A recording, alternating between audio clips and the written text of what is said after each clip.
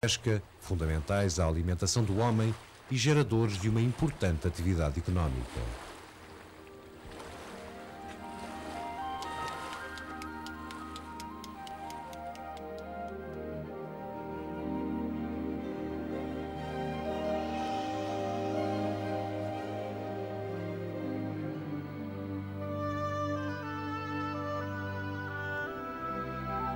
Pela sua intensa atividade biológica, os estuários detêm uma enorme capacidade autodepuradora, proporcionando um habitat cujo valor pode ser avaliado pela elevada biodiversidade e abundância de espécies já muito raras na Europa,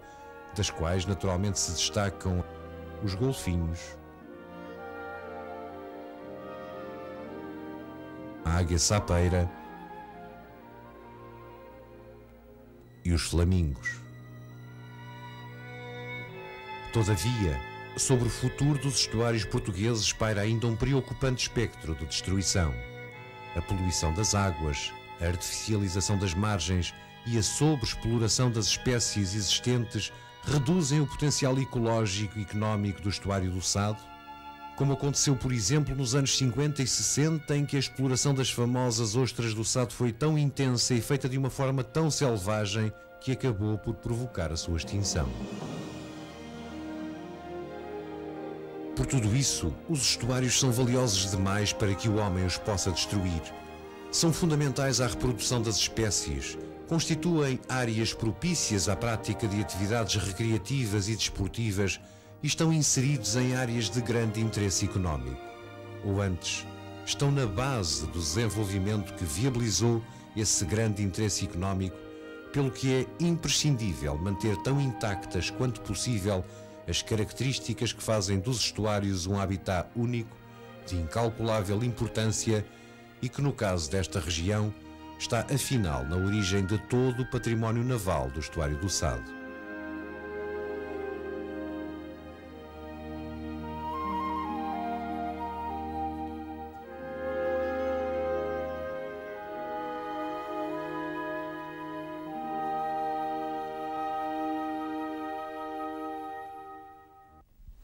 É por isso fundamental impedirmos que o estuário do Sado e todo o seu valioso património cultural se degrade ainda mais e se perca para sempre.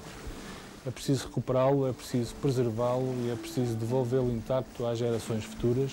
por forma a que este iate de Setúbal os possa levar Sado afora numa viagem pelo tempo e uma viagem através da história.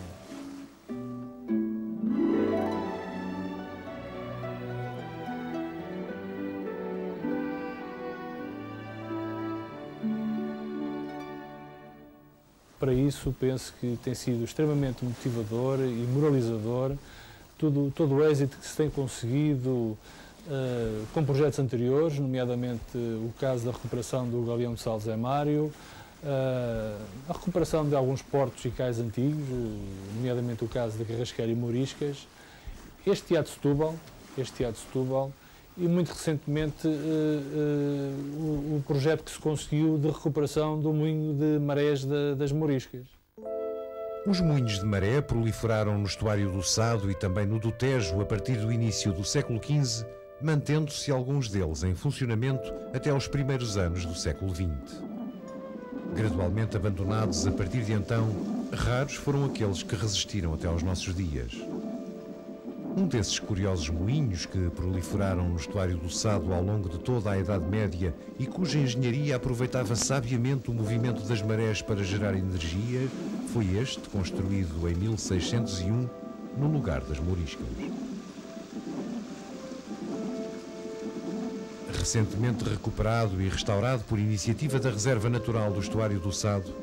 o moinho das Mouriscas encontra-se agora em funcionamento, testemunhando a sabedoria dos antigos no aproveitamento da energia renovável das marés. Um exemplo da experiência do passado que muitos ensinamentos pode transmitir às gerações do futuro e que o iate de Setúbal nos pode agora levar a conhecer.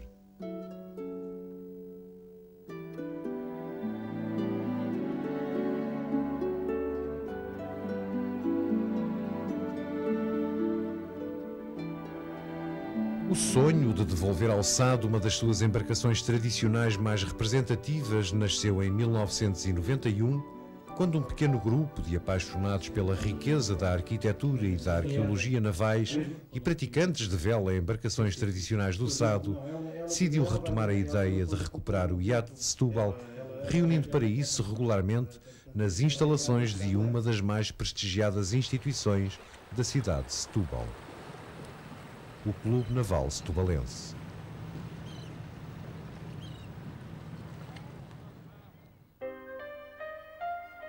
O Clube Naval Setubalense surge no início de 1920, provisoriamente instalado na Associação dos Bombeiros Voluntários, passando pouco depois para um barracão cedido pela Câmara Municipal de Setúbal. O Naval tinha sido fundado por iniciativa de um grupo de apaixonados pela navegação de recreio, datando oficialmente de 6 de maio de 1920 a sua constituição. Inscrevendo páginas de glória na história do remo e da vela a nível nacional,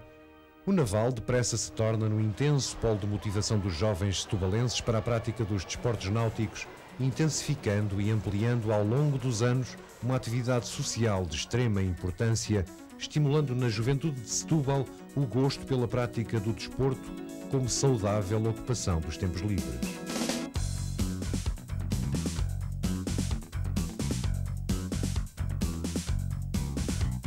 Mas além de apoiar a juventude e de contribuir para o desenvolvimento dos desportos náuticos, o Clube Naval Setubalense é também uma das instituições do distrito de Setúbal que continuam a contribuir para sensibilizar a população e as instituições para o elevado valor cultural do património naval do Rio Sado, sendo claro exemplo dessa determinação a iniciativa de reconstruir o iate de Setúbal.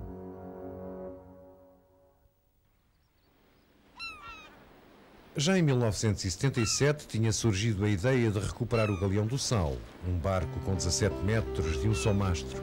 De formas finas e elegantes, o Galeão do Sal era uma embarcação veloz, o que poderá estar na origem de alguns exemplares do galeão terem sido recuperados ao longo da década de 60 por franceses, holandeses, ingleses e alemães que os levaram para o estrangeiro como barcos de recreio, como é por exemplo o caso do abandonado em Étiers-du-Moulin, em França, que há muitos anos é uma das atrações preferidas pelos turistas daquela região. Até que finalmente em Portugal, por iniciativa da Reserva Natural do Estuário do Sado, o galeão Zé Mário é fielmente recuperado e restaurado e lançado à água em janeiro de 1987, já sem a sua carga de sal branco e fino que o rio lhe tinha confiado durante tantos séculos, mas como um instrumento de caráter cultural, recreativo e desportivo, impedindo-se assim definitivamente que das águas do Sado se desvanecesse a memória dessa embarcação que tanto contribuiu, ao longo de várias gerações, para o desenvolvimento económico de Setúbal e do seu distrito.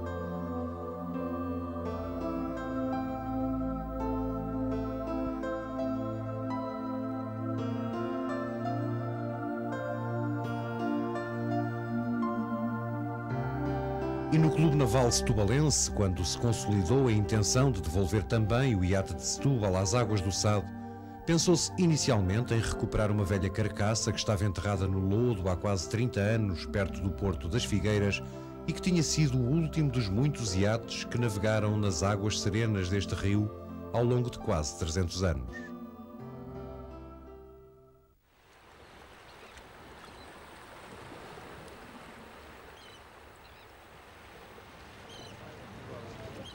O iate, designação decorrente da palavra flamenga yacht, tinha surgido na costa portuguesa no início do século XVII, originário da Holanda, como natural consequência das intensas relações comerciais então existentes entre Portugal e a Flandres, e nas quais o sal de Setúbal tinha um papel fundamental. Diferente do sal de outras proveniências, o sal de Setúbal, pelo efeito que produzia na salga e conservação do arenque, tornando-o mais branco, era um produto muito apreciado principalmente no norte da Europa. E sendo Setúbal o porto português que mantinha a mais intensa relação com a Flandres, é natural que o modelo naval flamengo tivesse gradualmente sido assimilado pelos sadinos, como aconteceu aliás com as fachadas urbanas inspiradas na arquitetura holandesa, ainda hoje visíveis em algumas das ruas mais antigas de Setúbal.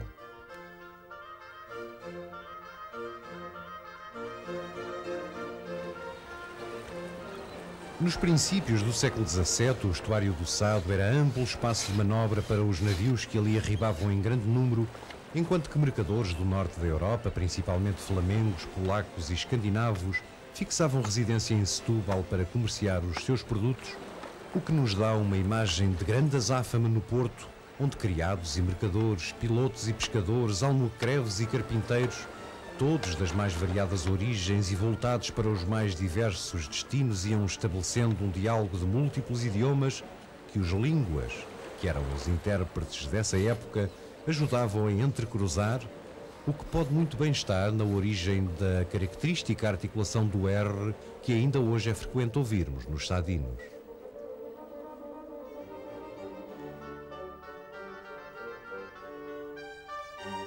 Essa relação entre Setúbal e os países do norte da Europa manteve-se intensa até ao século XVIII e teve no iate a sua principal força.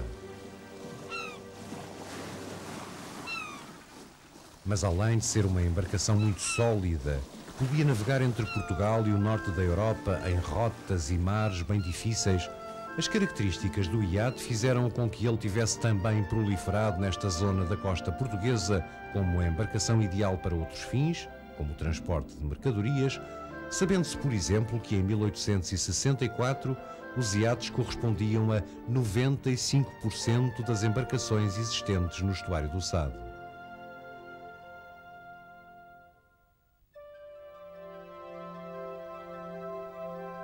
Nessa altura, e com a maré favorável, o rio era navegável até Porto Rei, conhecido como o Cais do Alentejo, já que era nele que se recebiam as mercadorias de que o Alentejo precisava e por ele se escoava grande parte do que o Alentejo produzia, desde os cereais ao cobre das minas de Aljustrel, passando pelo vinho, a lenha, a cortiça. O seu grande armazém estava sempre cheio, enquanto no Sado os iates e galeões de Alcácer e de Setúbal esperavam a sua vez para carregar ou descarregar tudo o que naquele vasto estuário era preciso transportar.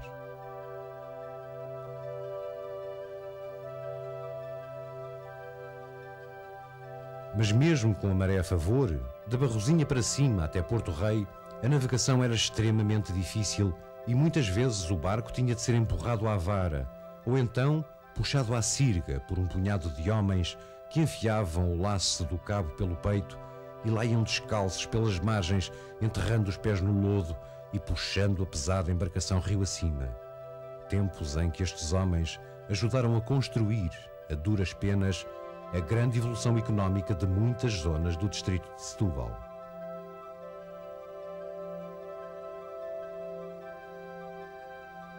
E tal como acontecia em tempos de fenícios e romanos,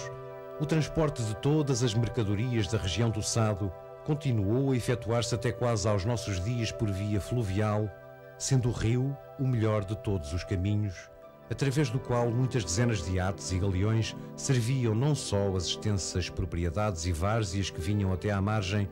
como também os aglomerados populacionais ribeirinhos, cuja população dividia a labuta do dia-a-dia entre o amanho da terra e a faina da pesca.